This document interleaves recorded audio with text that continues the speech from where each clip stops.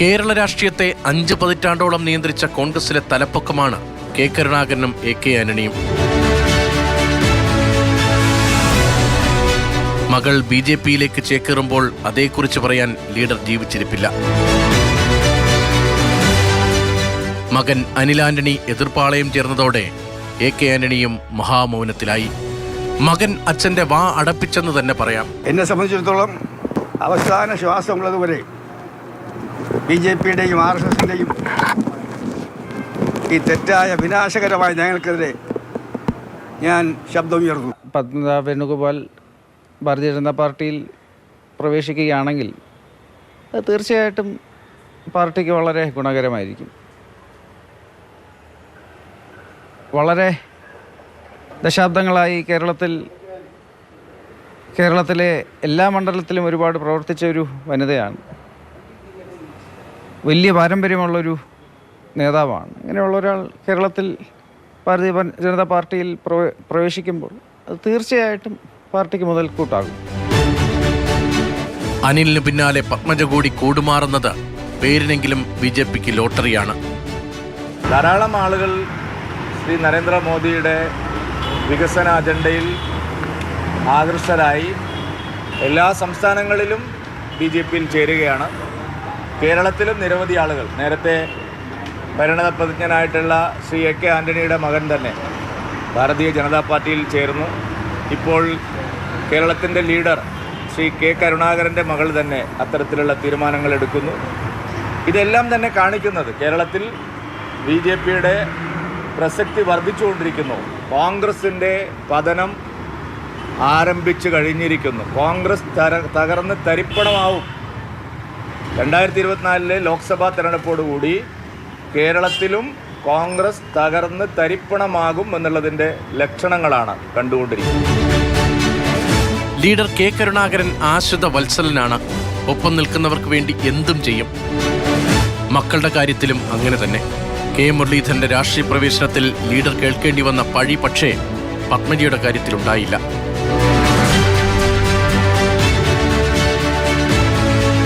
സത്യത്തിൽ പത്മജിക്ക് തളികയിൽ വെച്ച് കോൺഗ്രസ് രാഷ്ട്രീയം നീട്ടിയതെല്ലാം ലോട്ടറിയായിരുന്നെങ്കിലും ഒരിക്കലും അവർക്ക് ബമ്പർ പ്രൈസ് അടിച്ചില്ല.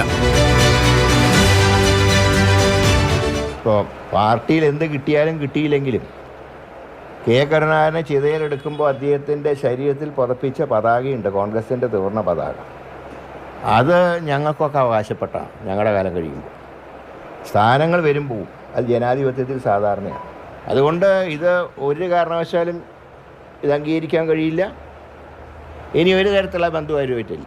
പാർട്ടി ഇവരെ 2 നേതാക്കന്മാരും ഒരുപാട് കഷ്ടപ്പെട്ടിട്ടുണ്ട്. അതൊന്നും അനുഭവിക്കാത്ത മക്കൾക്ക് ചിലപ്പോൾ ഇങ്ങനത്തെ ദുഷ്ടബുദ്ധി ഉണ്ടാവും. ഞാൻ കുറേ അനുഭവിച്ച ആളാണ്. അതുകൊണ്ട് തന്നെയാണ് ആ പാർട്ടി വിട്ട് ഈ രാജ്യം നശിപ്പിക്കുന്ന ഒരു ശക്തിയുടെ കൂടെ ചേരാൻ പോകുന്നത്. പ്രോത്സാഹിപ്പിക്കാനും ചിരിക്കാനും കളിയാക്കാനൊക്കെ ആൾക്കാരുണ്ട്, ഞങ്ങൾക്കറിയാം. അതിനെയൊക്കെ ഞങ്ങൾ നേരിടും. നേതൃത്വത്തിന് കഴിയാഞ്ഞിട്ടല്ല, അവനവൻ്റെ ആഗ്രഹങ്ങൾ അതിലേറെ വളർന്നു കഴിഞ്ഞാൽ വർക്ക് അറ്റ് ഹോമുള്ള ആൾക്കാർക്ക് ഇത്രയൊക്കെ സ്ഥാനം കൊടുത്ത പോലെ ഞങ്ങളൊക്കെ ഒരുപാട് കഷ്ടപ്പെട്ടിട്ടുണ്ട്. അത്രയൊക്കെ അവർ കഷ്ടപ്പെട്ടിട്ടോ എന്നുള്ളത് ഞാൻ അതിനെക്കുറിച്ച് പറയുന്നു. അതാവുന്ന തെരഞ്ഞെടുപ്പിലേക്ക് അടുത്ത് നിൽക്കുന്ന സമയത്താണ് ഇമാരി ചതി. ഇതിനെ ചതി എന്നല്ലാണ്ട് എന്താ പറയുക? അച്ഛൻ്റെ ആത്മാവ് പൊറുക്കില്ല. കാരണം വർഗീയ കക്ഷിയുടെ കൂടെ പോയത് കൊണ്ട് അച്ഛൻ്റെ ആത്മാവ് പൊറുക്കില്ല. അതുകൊണ്ട് തന്നെയാണ് ഞാൻ പറഞ്ഞത് എല്ലാ ബന്ധങ്ങളും അവസാനിച്ചിരിക്കും. അതിൽ കൂടുതലൊന്നും പറയാനില്ല. അല്ലാതെ കുടുംബത്തിലെ സഹോദരി ഇനിയിപ്പോൾ അങ്ങനത്തെ യാതൊരു സ്നേഹവും. പിന്നെ സ്വത്ത് തർക്കമൊന്നും ഞങ്ങൾ തമ്മിലില്ല. അച്ഛൻ അങ്ങനെ അധികം സമ്പാദിച്ചു തന്നിട്ടില്ല. അച്ഛൻ സമ്പാദിച്ചൊക്കെ എല്ലാവർക്കുമായിട്ട് തന്നിട്ടുണ്ട്. സ്വത്ത് തർക്കവുമില്ല, ഒരു തർക്കമില്ല. പക്ഷേ പാർട്ടിയെ ഒരു ഘട്ടത്തിൽ ചതിച്ചവരുമായിട്ട് അത് സഹോദരിയാണെങ്കിൽ ഇനിയൊരു കോംപ്രമൈസ് ഇല്ല. ഞാൻ മുരളിയേട്ടന്റെ മാതിരി പല പാർട്ടി പോയി വന്ന ആളല്ല. ഞാൻ ഈ പാർട്ടിയിൽ ജനിച്ചപ്പോ തൊട്ട് ഇത്രയും വയസ്സ് വരെ നിന്ന ഒരാളാണ്. എന്റെ അച്ഛൻ പോയിട്ട് പോലും ഞാൻ പോയിട്ടില്ല. എന്നെ പറയാൻ മുരളിയേട്ടന് ഒരു ഇതില്ല. ബാക്കി ആര് വേണേ പറഞ്ഞോട്ടെ. 2001 നിയമസഭാ തെരഞ്ഞെടുപ്പ് വിജയത്തോടെ അന്ന് വരെ പ്രതിപക്ഷ നേതാവായിരുന്ന എ കെ ആന്റണി മുഖ്യമന്ത്രി. എ കെക്കെതിരെ സർവായുധവുമെടുത്ത കെ കരുണാകരൻ. ഇന്ന് CPM-ന് ഡൽഹിയിൽ അനുഗ്രഹമായ KV തോമസ് എന്ന ലീഡറുടെ വിശ്വസ്തൻ വിനോദസഞ്ചാര വകുപ്പ് മന്ത്രി. കൂടുതൽ മന്ത്രിമാർ തന്റെ ഗ്രൂപ്പിന് വേണമെന്ന ശാഠ്യത്തിന് ഇടയിലൂടെ മകൾ പത്മജ ആദ്യമായി പൊതുപ്രവർത്തനത്തിലേക്ക് പ്രവേശിക്കുന്നു. സർവ്വ സുഖ സൗകര്യങ്ങളുമുള്ള KTDC ചെയർപേഴ്സണായി. പിന്നീട് ലീഡറും മകനും ഒന്നിച്ചപ്പോഴും പാർട്ടി വിട്ട് DIC രൂപീകരിച്ചപ്പോഴും കെ കരുണാകരൻ കോൺഗ്രസിലേക്ക് മടങ്ങുമ്പോഴുമെല്ലാം താരതമ്യേന അപ്രസക്തയോ നിശബ്ദയോ ആയിരുന്നു പത്മജ. കെ കരുണാകരനെ കോൺഗ്രസ് നേതൃത്വം സ്വീകരിച്ചുവെങ്കിലും മകൻ K മുരളീധരന് NCPയിൽ തുടരാനായിരുന്നു ഏറെക്കാലം വിധി. കലാപകലുഷിതമായ ലീഡർ നീക്കങ്ങൾക്ക് ശേഷം പത്മജ വേണുഗോപാൽ കോൺഗ്രസ് രാഷ്ട്രീയത്തിന്റെ ശ്രദ്ധയിലേക്ക് വരുന്നത് ഒരു ദശാബ്ദത്തിന് ഇപ്പുറം 2016 നിയമസഭാ തിരഞ്ഞെടുപ്പിൽ.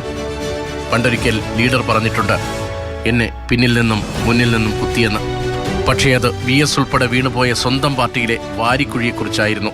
പത്മജ പറയുന്നത് എന്നെ പിച്ചി മാന്തി എന്ന സ്റ്റൈലിൽ കണ്ടാൽ മതി. കാരണം പത്മജ മത്സരിച്ചു തോറ്റ തൃശൂർ കോൺഗ്രസിന്റെ ഉറച്ച സിറ്റിംഗ് സീറ്റായിരുന്നു.